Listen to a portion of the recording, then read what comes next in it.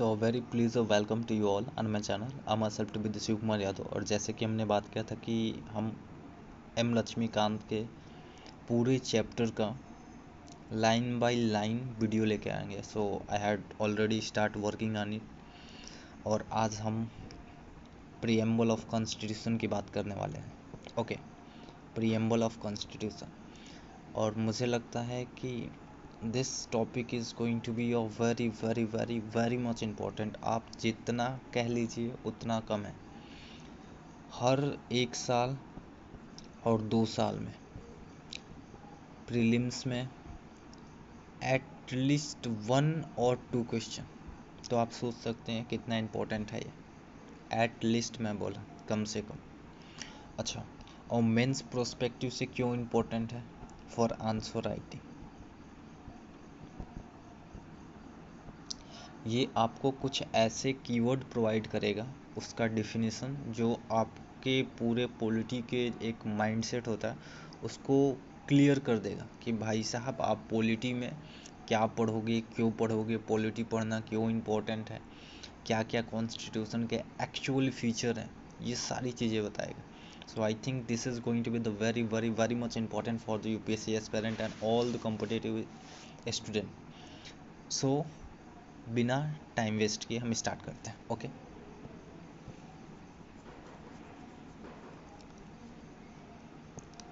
So preamble of the constitution. देखिए, the American constitution was first, पहला American constitution था जो प्रीएम्बल को बिगिन किया। देखिए, प्रीएम्बल इन द सेंस कि प्री फेज। प्रीएम्बल ये बताएगा कि एक्चुअली में कॉन्स्टिट्यूशन में है क्या, समझ रहे हैं? तो पहला अमेरिका कॉन्स्टिट्यूशन था जो प्रीएम्बल स्टार्ट किया अपने कॉन्स्टिट्यूशन में रखना, ठीक है। Including India followed this. अच्छा, इस प्रैक्टिस को इंडिया भी फॉलो करने लगा। Preamble refer to the introduction of the preface of the constitution. Focus, preamble refer to the introduction and the preface of the constitution. It contains summary and essence of the constitution. अब 1 minute के लिए सोचिए कि अगर आपको कभी भी mains में कुछ भी प्रीएम्बल से रिलेटेड आता है, so this line going to become a very very much important for you. जैसे इसमें लिखा है ना, you should have to just copy paste this thing कि प्रीएम्बल क्या है। प्रीएम्बल इज द इंट्रोडक्शन और the preface of the constitution. Okay, उसके बाद that is going to be the summary और it's contain the summary. Okay, मैं एक बार इरेज करके दिखा रहा हूँ। It's contain the summary and essence of the constitution. Okay, कुछ लोग तो प्रीएम्बल को आइडेंटिटी कार्ड भी बोलते हैं। And this is based on the objective resolution drafted. Note down, UPSC prelims में क्वेश्चन पूछ रखा है already. So preamble of the Indian constitution is based on OR, ध्यान रखिएगा। और इन द सेंस ऑब्जेक्टिव रिजोल्यूशन, याद रहेगा। Okay, objective resolution drafted moved by the Pandit Jawaharlal Nehru and adopted by the Constitution Assembly. Okay, so and next one is that it is amended by 42nd Constitutional Amendment Act of 1976, which added 3 new words: socialist, secular, integrity। बहुत ही detail में इन तीनों word के बारे में और इस amendment के बारे में हम पढ़ेंगे, ठीक है। So don't worry about it. अभी तक आपको बस इतना याद रखना है, किसके through? 42nd constitutional amendment act of 1976, जिसको मैंने पहले बता रखा है। इसको क्या बोलते हैं हम? मिनी, क्या बोलते हैं? मिनी कॉन्स्टिट्यूशन भी बोलते हैं।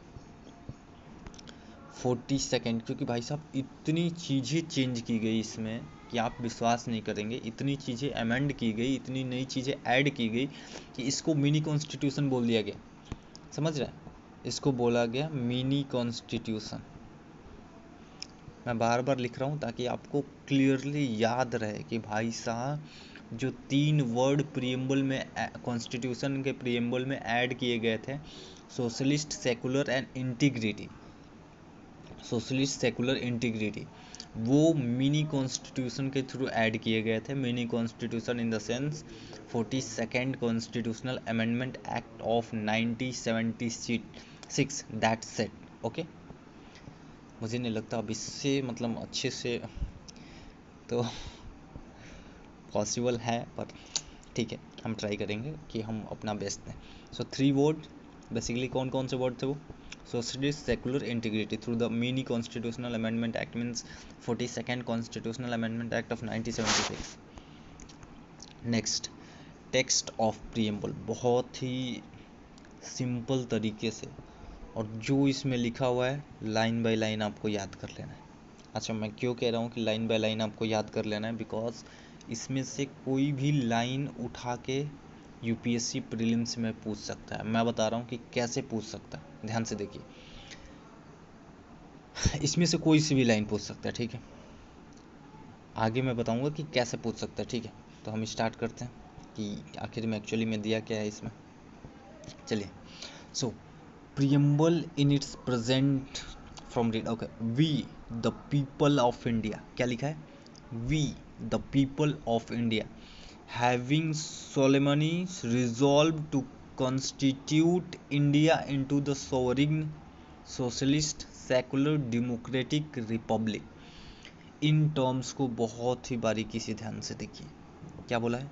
पहला, we the people of India, okay, sovereign, socialist, secular, democratic republic. तो मैं इसका ट्रिक बना रहा हूँ बहुत ही छोटे शब्दों में, SSDR। क्या बोला मैं? SSDR, sovereign, socialist, secular, democratic. अच्छा, अभी के लिए आप जानिए कि सबसे पहला टर्म जो है वो सोवरिन है। अच्छा, मैं ऐसा क्यों बोल रहा हूँ कि आपको ये भी पता होना चाहिए कि पहला टर्म कौन सा है? सोवरिन है। दूसरा टर्म कौन सा है? सोशलिस्ट है। तीसरा टर्म कौन सा है? सेकुलर है। चौथा टर्म कौन सा है? डेमोक्रेटिक है। पांचवा टर्म रिपब्लिक है। Why I am speaking in such way?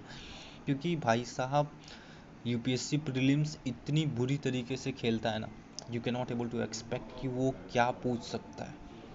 They used to ask the sequence of the word which is written in the preambles। समझ रहे हैं? इन वर्ड्स का सीक्वेंस पूछ सकता है वो। तो आप सोच भी नहीं सकते कि प्रीलिम्स कितनी बुरी तरीके से और कहाँ जाके खेलता है। So it was really unexpected कि वो कुछ भी पूछ सकता है, इतना इंपॉर्टेंट ये टॉपिक है। So we the people of India. Next term हमें याद रखना है, sovereign, socialist, secular, democratic and republic. उसके बाद to secure to all its citizen. अच्छा, क्या सिक्योर करता है? जस्टिस। किन किन टर्मों में जस्टिस को सिक्योर करता है? तो मैं बात करूंगा at social level, at economical level, at political level. जब भी मैं बात करूंगा कि कॉन्स्टिट्यूशन हमारा जस्टिस प्रोवाइड करता है, तो भाई किन किन डायरेक्शन में जस्टिस प्रोवाइड करता है? You must have a clear vision. जब भी आगे से हम बात करेंगे जस्टिस के बारे में, so you should have just a clear mindset कि भाई साहब जस्टिस कहाँ कहाँ, सोशल लेवल पे, इकोनॉमिकल लेवल पे, पॉलिटिकल लेवल पे। Okay, next liberty. लिबर्टी मतलब फ्रीडम। ओके, सो फ्रीडम किन किन चीज़ों की बात करता है? किन किन चीज़ों में आपको फ्रीडम ये प्रोवाइड करता है जो कॉन्स्टिट्यूशन है हमारा? So it's provide freedom for the thoughts, expression, belief, faith and worship. समझ रहे हैं? For the thoughts, expression, belief, faith and worship. Okay, next बात करते हैं कि इक्वालिटी। सो इक्वालिटी किन किन चीज़ों का, किस चीज़ की इक्वालिटी ये प्रोवाइड करता है हमें? तो आपको पता होना चाहिए, equality of status, opportunity and to promote amongst them. देखिए, जो इक्वालिटी है ना, equality of status and opportunity, आपने देखा होगा कि गवर्नमेंट जॉब का जो फॉर्म निकलता है, that is allowed to be filled by everyone, those who are legally eligible। तो जो लीगली एलिजिबल होते हैं, they are completely allowed to fill this form, irrespective of status, irrespective of caste, religion, anything. अगर वो criteria को fulfil कर रहे हैं, so they have the capability to fill, they are allowed to fill the government job. मतलब सबको opportunity equal provide किया जाता है गवर्नमेंट जॉब लेने के लिए, या फिर बहुत सारी जॉब होती हैं वहाँ पे इक्वल अपॉर्चुनिटी प्रोवाइड किया जाता है। तो आप समझ गए। नेक्स्ट है fraternity, fraternity this is going to be the most important term.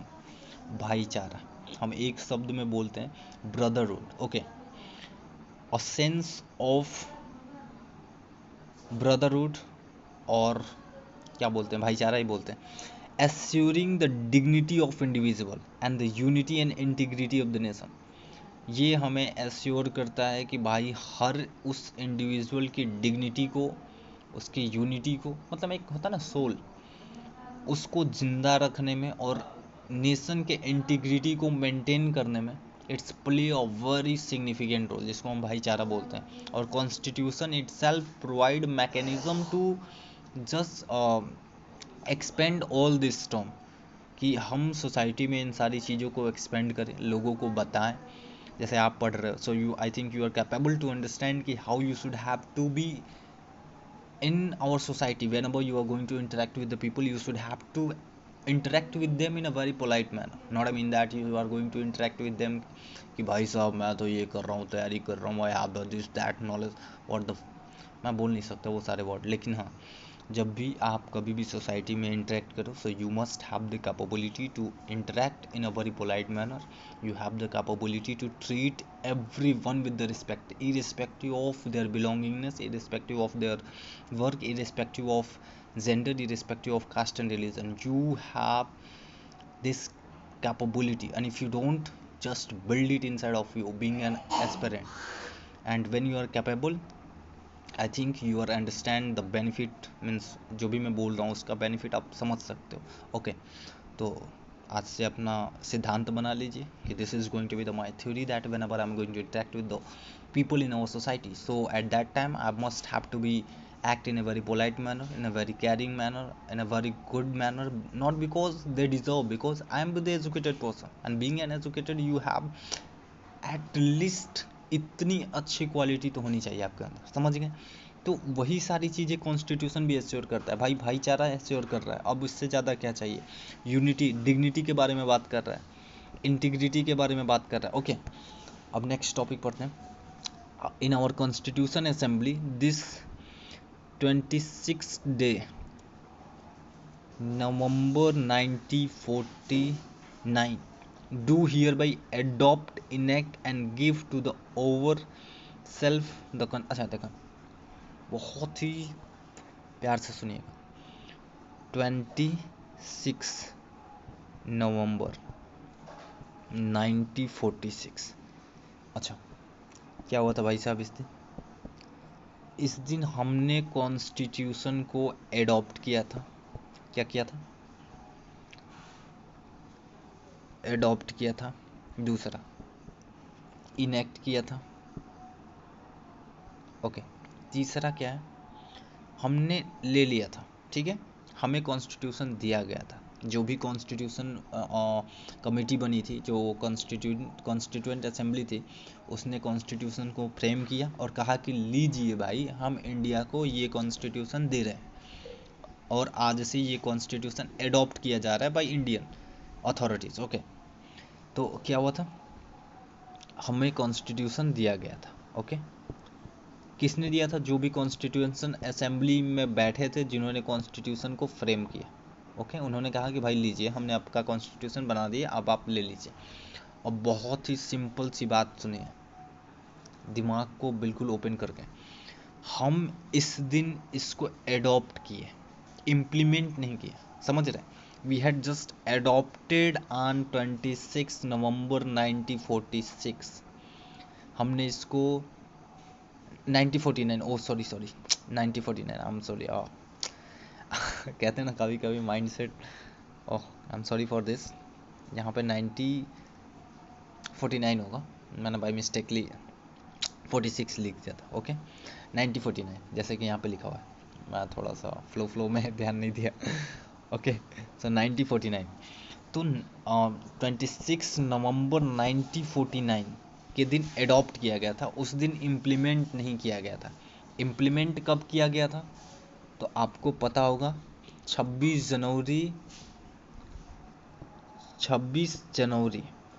1950 को हमारा जो कॉन्स्टिट्यूशन था उसको ग्राउंड लेवल पे इम्प्लीमेंट कर दिया गया था कि भाई साहब आज से ये फोर्स में मतलब आ गया है, ओके, लागू हो चुका है। आज से हमारा संविधान हमारे देश के सभी नागरिकों पे लागू होता है। इसमें बने हुए सारे प्रोविज़न और रूल्स और रेगुलेशन हर सिटीजन पे लागू होता है जो हमारे कंट्री से बिलोंग करता है, ओके, वो कोई भी हो, स्टेट हो, पीपल हो, पर्सन हो, सिटीजन हो, एनीबॉडी, ओके। तो वो कब हुआ था? 26 जनवरी 1950 से 26 जनवरी 1950 से इम्प्लीमेंट हुआ था। और एडॉप्ट कब हो गया था? 26 नवंबर 1949 से। तो बहुत ही क्लियर कट एक विज़न होना चाहिए कि भाई साहब ये दोनों अलग चीज़ है। 26 जनवरी 1950 के दिन इम्प्लीमेंट हुआ था। 26 नवंबर 1949 में इसको केवल एडॉप्ट किया गया था, इनेक्ट किया गया था और लिया गया था कि हमने कॉन्स्टिट्यूशन ले लिया है। और लेके हम बैठे हुए थे कि चलिए हम एक अच्छे से दिन को देखेंगे, 26 जनवरी को चूज़ करेंगे और उस दिन हम इसको इम्प्लीमेंट कर देंगे। समझ गए? So this is all about for the initial phase of preamble. और मुझे लगता है कि इससे अच्छा line by line nobody is going to explain this thing. हो सकता है बहुत भी लोग हैं बट स्टिल। एंड कुछ सेल्फ प्रमोशन भी कि if you really love my content so please go and hit the subscribe button and share this video and hit the like button also. And this really motivate me to make more video, and really I am putting a lot of efforts. You cannot able to just imagine कि मैं कितना effort put कर रहा हूँ, so you can feel. So please go and hit the subscribe button, okay? Thank you.